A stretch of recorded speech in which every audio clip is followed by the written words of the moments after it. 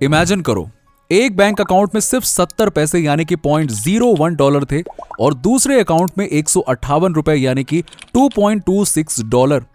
अब सोचो इतने कम पैसे के साथ कोई कैसे जिंदगी चलाएगा। ये वो टाइम था जब ग्रांट को उसकी जॉब से निकाल दिया गया था। उनके पास कोई ऑप्शन नहीं बचा था, तो मजबूरी में उन्हें अपने पेरेंट्स के घर पे शिफ्ट होना पड़ा। वो कहते हैं कि उनके देश में अगर कोई 24 साल का लड़का अपने माँ बाप के साथ रहने वापस आ जाए तो लोग उसे लूजर समझते हैं। और सच कहें तो ग्रांट भी अपने आप को लूजर ही फील करते थे।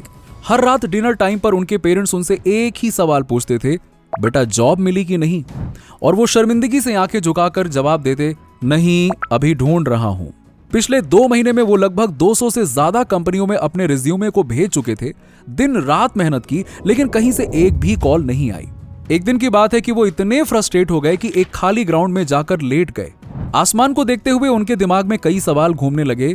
यार, मैंने तो अच्छी यूनिवर्सिटी में एडमिशन लिया था, वहां अच्छे ग्रेड्स भी लाए थे, फिर भी मेरी ये हालत क्यों हो गई? उन्हें अपने डैड की बात याद आई जो कहते थे, जॉब कर ले, शुरू में पसंद ना भी हो तो बाद में आदत हो जाएगी। ग्रांट ने वैसा ही किया था। एक हाई सैलरी जॉब ज्वाइन की जो उन्हें पसंद नहीं थी, सिर्फ इसीलिए कि उनके डैड को लगता था कि यह सही रास्ता है। लेकिन इतना कुछ करने के बाद भी उनकी जिंदगी उस मोड़ पर आ गई जहां बैंक में गिनती के 10 रुपए थे और वो बेरोजगार थे। उनके कई दोस्त जिन्होंने पढ़ाई में ज्यादा मेहनत भी नहीं की थी, उनसे कहीं बेहतर सिचुएशन में थे। कोई बिजनेस कर रहा था, कोई जॉब में सेटल हो गया था, और ग्रांट, वो अपने पेरेंट्स के घर पर डिपेंडेंट थे। उस पल उन्हें लगा कि अब तो बहुत हो गया, अब कुछ तो करना पड़ेगा। तभी उन्होंने अपने लिए एक बड़ा गोल सेट किया कि उनके बैंक अकाउंट में कम से कम 7.5 करोड़ रुपए तो होना चाहिए। उन्हें किसी भी हाल में फाइनेंशियल फ्रीडम चाहिए थी। लेकिन सवाल यह था कि इतना बड़ा गोल हासिल कैसे करेंगे? रास्ता अभी भी क्लियर नहीं था। लेकिन फिर भी ग्रांट ने हार नहीं मानी। अगले 5 साल तक उन्होंने जी तोड़ मेहनत की। जो भी पर्सनल फाइनेंस की किताब उनके हाथ लगी उसे पढ़ डाला। वो बताते हैं कि उन्होंने हर उस चीज को समझने की कोशिश की जो पैसों को मैनेज करने और बढ़ाने में मदद कर सकती थी।